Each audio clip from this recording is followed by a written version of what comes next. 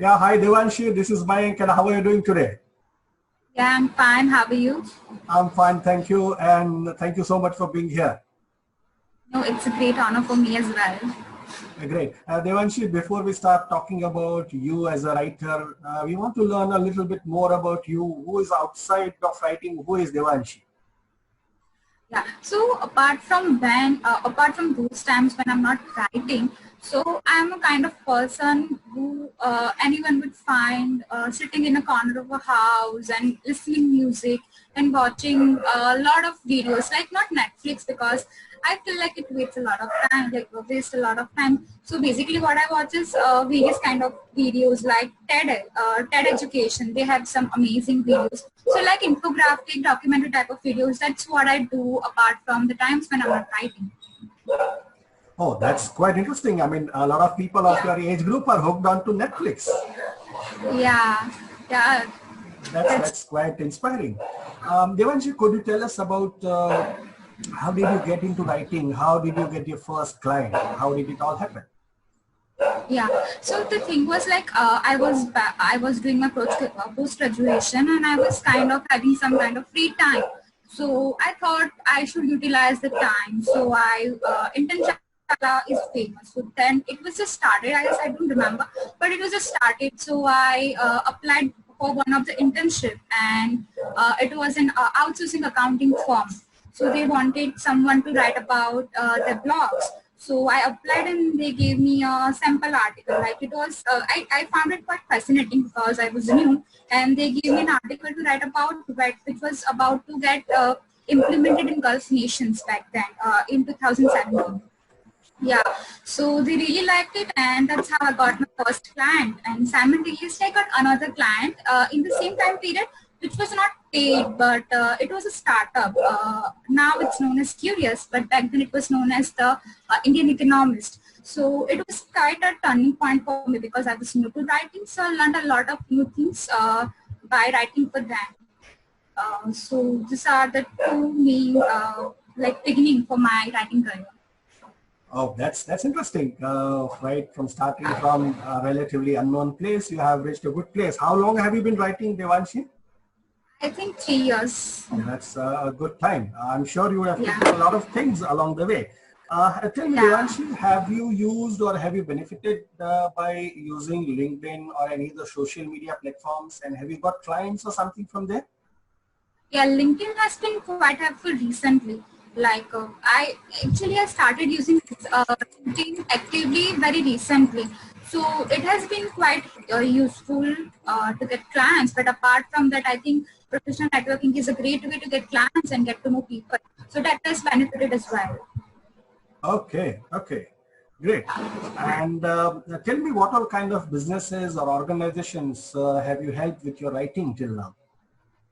Yeah, so from the starting, I used to write for a startup Curious, that is a startup, media startup. Apart from then, I've worked with accounting firms. I've worked with startups that have been indulged in building platforms for financial markets using AI and machine learning. I've also worked with advertising agencies, translation agencies, and yeah, that's it. Yeah. Oh, that's a wide variety of things you have done, from Yeah. AI to Yeah. accounting, a lot of things you have covered. So in Yeah. that case, I would like to learn a very small but an important thing. Along all these projects you have taken up, is there something specific, something really valuable that you have learned and that has stayed with you for a long time? I don't remember any particular thing, but like I have evolved. I have seen myself evolved as a writer because when I started writing, I didn't have any kind of experience. Like when I still feel like my writing was still good back then before 3 years, as good as it is now. But as a writer, I've been more consistent, more responsible as a professional writer because when you start writing just as a hobby and when you convert it into your profession, you have to go through a lot of changes, which I have seen myself go through in the past 3 years. So I have become more consistent. I have valued what I get a lot now compared to when I started it because now I'm more serious about it. So yeah, that I have seen myself evolving through years and my experience. I think you made a very important distinction between having writing as a hobby and taking it up professionally, where you are going to at least trying to add value to clients, because Yeah, ultimately at the end of the day, your clients are trying to generate revenue out of whatever you're going to write. So I think yeah. paying attention to even the smaller bits and making yourself a better writer is really important. Thanks for sharing that. Okay. Now, since you have worked on a very diverse set of industries, I want to learn a little about how, for example, when somebody approaches you, let's say I'm assuming you haven't written for healthcare earlier, and there's a client from the healthcare industry who approaches you for a project. So how would you begin researching for that project? So like if it's a healthcare, so it depends on the topic. Like recently what I have edited and written about is AI in health, AI in healthcare. So what I do is if there is a topic, so I decided what are the subheadings that could go under, what are the things that I have to cover under this specific topic, so it justifies the topic. So I note down the points, then I do specific research according to the sub points. Like I Google it, obviously that's the only source that we have. So I Google it and I read as many articles as I can, as many sources as I find, credible sources that I can find, and I make a note of it, and then I combine all that I have read and all that I have understood into my writings. Okay, great. And then when do you start asking questions to your clients, or probably at some point of time you might even be meeting a couple of people to understand everything in a better perspective. But what are the kind of questions you ask your client when you are covering a relatively lesser known industry? So basically, if I don't know anything about a particular industry and that's a total alien, I won't take up the topic because I know that I won't be able to justify that thing because it's my niche. Correct. So first of all, I won't take it. And if I'm taking like it's something kind of a little bit of familiarity, then I would be knowing something about it. But then I will ask for a brief that what they expect from me. What are the topics that they want me to cover? What are the points or sources that they want me to include? And what kind of image they want to create of that particular article. So I would ask before and about all these things, and then only start writing. Great. So you basically get insights about what exactly the customer, the client wants out of that article. That's a great observation, because unless you know that, no matter how hard you work, it might still not produce result. Very true. Very true. Great. And since you've been working in very different kind of businesses, or working for different kinds of businesses, is there a particular compliment or a nice response you received from a client about your writing? I think when client comes back, that's a kind of compliment in itself. Great. So yeah, so that's like I work for a company. So recently I got a chance to edit a book, and that was a one-of kind of experience for me because I've never done that before. And yeah, so the book was partially edited by me, and because it was yet to be completed. So I was excited to, like, I wanted it to be my first book that I completely edited, but obviously I was being allotted the work, so I cannot expect that it will come back to me. But when the client specifically asked about me to edit it, that was kind of a compliment that I would cherish. Like, it's not a active compliment, but I can call it a passive compliment, like passive kind of compliment that I have to achieve. No, Devanshee, I would disagree. I think sometimes people just compliment you just for the sake of being nice, but when they come back to you for more work, it's actually a more helpful and a more clearer compliment that they prefer your quality of writing. So I would actually disagree. I would say that's actually a more clear-cut compliment, because retaining clients is more expensive, and yet it is becoming a big challenge because of the heavy competition that we face across all communities in writing. So I think that's an interesting comment you made about a very passive but a very clear-cut compliment. Great. Yeah. Wow. So you said you watch a lot of TEDx videos, for example. Yeah. Are there some speakers that have really influenced you or left a deep imprint on your mind, something?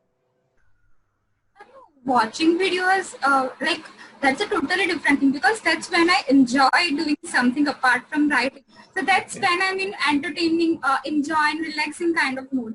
So I haven't learned anything, but I still get a lot of knowledge about random topics. Like recently I was watching a video which was about ancient history of Greeks. So like that is not going to help me in any way, but still it's good to know things. Like some way, somewhere, like you can take part in a competition and it will get asked kind of knowledge, I would say.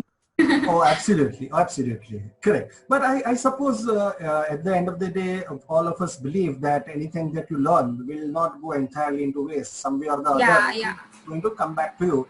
If not directly, then indirectly. But it's sure going to add value to whatever you do. Great. Yeah. Okay, I have a small challenge for you. Can you describe yourself in 5 words?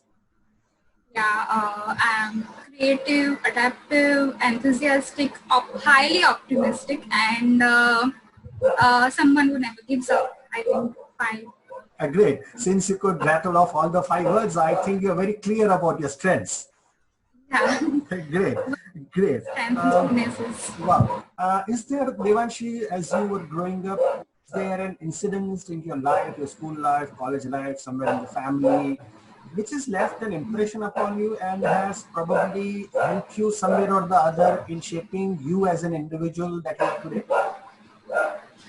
Yes, there has been many incidents. Like when I started writing, my father used to, like, he still reads a lot. But when I was a kid, when I was in school, I used to notice him reading a lot of newspapers and magazines. So that started something in me, that I used to started reading magazines back when I was in school. So when I used to read it, I used to find a few columnists, my favorite kind of columnist. So I used to read and I used to feel that I too want my name to be published in under my own article. Yeah, so that's how my journey started. And when it finally happened, when I started writing for the Indian Economist back then, now Curious. So my first article got published and that was my name under it. So it was a kind of a special moment for me. So my father's habit and how I like transform that into something that I wanted to do, and then I pursued it. I think that's the something special that has imprinted on my mind. Great. I can fully understand the thrill that you feel when you see your name in print as a writer for the first time. That's something most of us can never forget. That's amazing. Devanshee, do you have a writing schedule? As in, do you write in the early mornings or late at nights or in the middle of the day or something? Yeah, so like when I started writing, I didn't have anything like that. Now, even especially after the lockdown, I have become more aware about the time when I feel the most creative. So there are two particular timings in a day that I feel like I really want to write. I really want to write something, and the first one is the early morning. When I wake up, I start writing within 30 minutes of waking up. So that's the best time. The second time is after late noon, like around 4 or 5 p.m. That's the time that I feel most creative. So that I prefer writing, otherwise writing continues throughout the day. But those are my favorite 2 times. Oh, great. And in your home or wherever you write, is there a specific corner you sit down to write? Is there a favorite place? There is nothing as such. Like I'm more of a moment kind of a person. So sometimes I feel like sitting on a sofa. Sometimes I have to properly sit on a table and chair. So it depends on my mood is at that particular time. Okay. Yeah, as long as you're in the right mood, you can probably write anywhere. Yeah. Great. Okay. When you begin writing, do you straight away start writing on the computer itself, or do first take notes on a piece of paper or something? When I haven't started writing it, like when I used to write for just myself, publishing it nowhere, I used to write on a piece of paper. But when I started writing for clients, I started writing directly on laptop. Okay. So what I Okay. And do you use any technology, apps or tools or something that help you become a better writer or more organized or something? I'm a to-do list kind of a person. Okay. So Yeah, so I prefer making notes on my planner so that I feel more productive. And apart from that, technological wise, I prefer as for SEO, you have anyone can use Uber Suggest and Google Trends. There are many more tools available, so that's great. And Grammarly is a savior right now. Absolutely, So absolutely. Although Grammarly has its own limitations, but yes, Grammarly does yeah, reduce a lot of burden. It reduces a yes, lot a of lot. burden. Correct, correct. Yeah. Devanshi, tell me, how do your friends or extended family members react or respond when you tell them you are a writer? What's their reaction?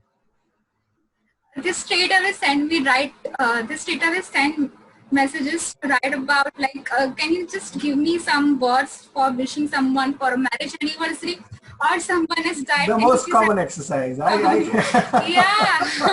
I can perfectly relate to that. Yeah, go ahead. I Yeah. interrupted you. Sorry. No, no. So that's what they often do. But apart from that, like when I started and when like I'm now fully writing it, like I'm writing it full time. So they have changed a lot, but still a lot of time they feel that I am at home, so I have a lot of time, which is not the case because just because you go to office doesn't mean that the people working from home have empty of time. That's not true. That's the one thing that I feel a lot. Correct, correct. I guess that's a question a lot of freelancers working from home face. I Yeah. can fully understand that. Okay. Um, so, as a writer, apart from the one that you mentioned, is there a specific challenge that you are currently facing, which has been a challenge you want to solve in terms of becoming a better or a bigger writer or becoming a more productive writer? Yeah, I think consistency because I'm consistent, but I'm not consistent. Not satisfied with my consistency. So I just want to be more consistent with what I write because I plan everything. But then when it comes to following, like planning is always easy, but following is the toughest part. So like I want to just be more considerate of what I plan and then follow it accordingly. So that's Okay, the one thing. that's a very valid point you made. Consistency and quality often do not go together, and Yeah, being productive on a very consistent basis is one of the biggest challenges any professional faces. It's not just yeah. writing. Correct. I can understand that. Great. Devanshi, we're coming. We are probably running out of time. Um, you do you write on any platforms like Medium or somewhere? Yeah. Apart from the plans, I prefer writing on Medium. So that's a platform, that's a global platform that lets a lot of writers showcase their talent. So that's where I prefer writing on Medium. And what all topics do you write about on Medium? Yeah, so when it's something about writing on platforms that gives you freedom of writing because there is no client there that you have to follow particular instructions. So on Medium, I write something about what I like really love. Like I love writing on finance. I love writing on economy. So I have written on them. I have written on cryptocurrencies there. I've written on productivity there. Even yesterday was World Music Day, so I written on music there. So that's the kind of platform that I just write what I feel I want to write. Great. So that becomes a creative outlet for you. Yeah, yeah. Great. Okay. Fun. I have a few rapid fire questions for you where I'll be giving you a few choices and I want you to select one of the two. Are we ready for Yeah. that? Yeah, sure. Okay, great. First, would you prefer a lassi or a soft drink? None actually. I would prefer cold coffee. Like none of them. I don't like lassi. Soft Okay. drinks I don't drink. Yeah. Okay. How about choosing between romantic movies and action movies? Sci-fi movies again out of the given Okay. topics. Okay. How about between songs and podcasts? Songs. Songs. Okay. And what would you prefer? Would you rather play a sport or exercise? That's kind of tough, but I think I would rather be a sport. Okay. I Okay. would like to lazy down. Okay. Okay. And if you had to learn one vehicle, one mode of travel, what would you learn to drive? Would you learn to drive an aircraft, or would you learn to drive a large ship? That ship, I think. Great. And where would you rather vacation on, a beach or a mountain? I think on a mountain where there is a large lake, so I can get a feel of both. Okay. So, okay. And if you were to choose between a visit to a garden and a visit to a museum, where would you rather go? Visit to a garden. Visit to a garden. Okay. And the last question, what would you choose? Wisdom or fame? Wisdom, I think. Like, if you have wisdom, fame will follow. Okay, that's a smart choice. Okay, fine, Devanshee. We are just close to the end of the session. Do you have either a message for the writing community, or do you have an all-time favorite quotation you'd like to share with us? Yeah, so it's from a book called Who Moved My Cheese. That's a great book. So yeah, so there is a say, there is a quote in the book that the quicker you move from your last cheese, the sooner you will find your next cheese. So like life goes on, you have to move on. Like you don't have time to like feel sad about your past clients or someone who is choosing someone over you. Yeah, so the life goes on. If you don't move on from your past, the future would get furthered away. So that's the one quotation that I follow. Wow, that's interesting. Both the book as well as the quotation you mentioned, they are really worthy of remembering. Devanshee, thank you so much for your time today. We enjoyed talking to you, and I'm sure people will be watching this interview soon would enjoy listening to you as well. Thank you so much for your time. Yeah, thank you so much. I really enjoyed too. Thank you so much. Thank you.